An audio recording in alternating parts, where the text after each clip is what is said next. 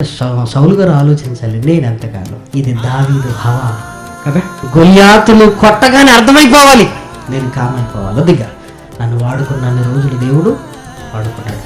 నేను గౌరవంగా నిష్క్రమించటం మేలు. అది యుక్తి, అది యుక్తి. ఇప్పుడు బాగా ఆలోచించండి. ఇప్పుడు దావీదును చంపేద్దాం అనుకుంటున్నాడు ప్రేమన వారలారా. ఇప్పుడు బాగా ఆలోచించగలిగితే గొల్యాతును చంపొచ్చు కదా. మరి భయముండదు దేవునిలో, దిగులుండదు యేసు నామములో. భయముండదు దేవునిలో, దిగులుండదు యేసు నామములో. గొల్యాతును చంపడట, అంతఃపురంలో ఉంటాడట. ఎవరు చంపుతాడట? దావీదును చంపడానికి బయలుదేరుతున్నాడండి. ఇప్పుడు బాగా ఆలోచించాలి. గొల్యాతును చంపిన దావీదును సౌలు చంపితే ఎంత అన్పాపులర్ అవుతాడు? గొల్యాతును చంపిన దావీదును చంపితే ఇప్పుడు పాట ఏమి రాయాలి కదా? ఇశ్రాయేలులో ఎంత అన్పాపులర్ అవుతాడు ప్రేమ వాళ్ళ. నీతిమంతుని విజ్ఞాపన, నిజముగా చేసే ప్రార్థన, బలము గలదై బదులు తెచ్చును, వినయముతో అది విన్నవించును.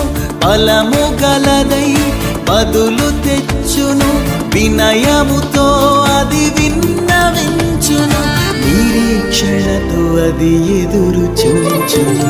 ఎవరు గొప్ప అనుకుంటారు చెప్పండి? అన్పాపులర్ అవుతారు ప్రేమల వాళ్ళారా, అన్పాపులర్ అవుతారు. క్రీస్తు విరోధులను గురించి మాట్లాడితే బాగుంటుంది. బైబిల్ గొప్పతనాల గురించి మాట్లాడుతున్నప్పుడు బాగుంటుంది. క్రైస్తవ్యాన్ని మనం అనుకుంటే ఎలా ఉంటుంది? మనల్ని మనం ఎదుర్కొంటే ఎలా ఉంటుంది? అన్పాపులర్. రాజ్యములను వణికించిన భక్తి, రాజుకు తెలిసెను దేవుని శక్తి.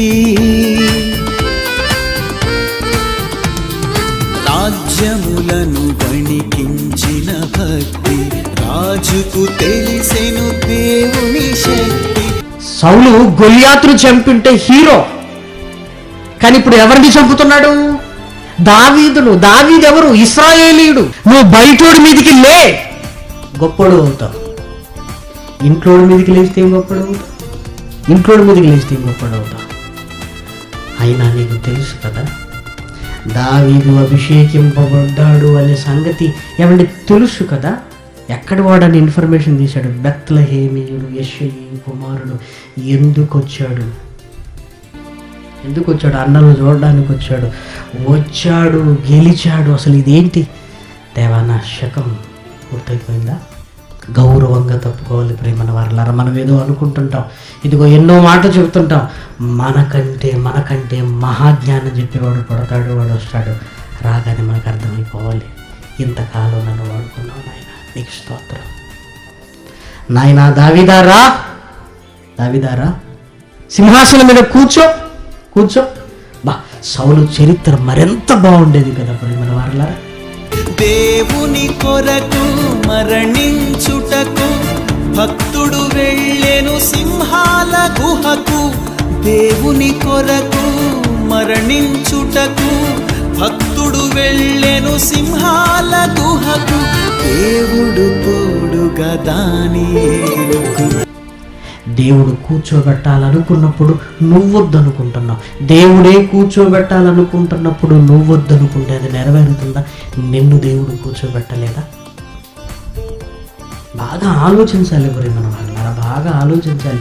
ఈరోజు అధికారం ఉంది కదా, ఈరోజు నా మాట వింటున్నారు కదా అని మనం మాట్లాడేమనుకోండి, రేపొద్దున వాళ్ళ దగ్గరికి వెళ్ళినప్పుడు మొహం చిన్నపుచ్చుకోమను. అందుకే మహనీయుడైన యేసుక్రీస్తు ఎవరిని గురించి చెప్తాడంటే, అన్యాయపు గృహ నిర్వాహకులు చెప్తూ వాడు చాలా యుక్తిగా ఉన్నాడు అంటాడు. వాడు చాలా యుక్తిగా ఉన్నాడు. ఎందుకు? ఈ యజమానుడితో ఏదో ఒక రోజు ఇబ్బంది. ఇలా ఇబ్బంది పడినప్పుడు ఇదిగో నన్ను చేర్చుకునేవారు ఉండాలి అని ఏం చేశాడు? పరిస్థితిని ముందుగా గమనించాడు. నీ అభ్యంతరం 50, 25 రాసుకోనగానే వాడి దృష్టిలో హీరో అయిపోయాడు. 25 తగ్గించేశాడు నాకు. యేసుక్రీస్తు మాట్లాడుతూ అతడు యుక్తిగా ఉన్నాడు. లోకంలో ఉన్నవాడే ఎంత యుక్తిగా ఉంటున్నప్పుడు ప్రియమైన వారలారా, దేవుడిలో ఉంటున్న మనం ఎప్పుడు దుష్టుడు మనల్ని ఇదిగో ఆ కుయుక్తిలోనికి తీసుకుని వెళ్ళి పాపము చేయించడానికి, మన భక్తిని పోగొట్టడానికి చూస్తున్నాడు అని ఆ పరిసర ప్రాంతాలను ఆలోచించగలిగే స్థితి ఉండాలి. శ్రమయైనా సంతోషమే, ఇరుకులో మాకు విశాలమే. శ్రమయైనా సంతోషమే, ఇరుకులో మాకు విశాలమే. మరణము అయినా మాకది వరమే, మరణము అయినా మాకది వరమే. భయముండదు దేవునిలో, దిగులుండదు యేసు నామములో.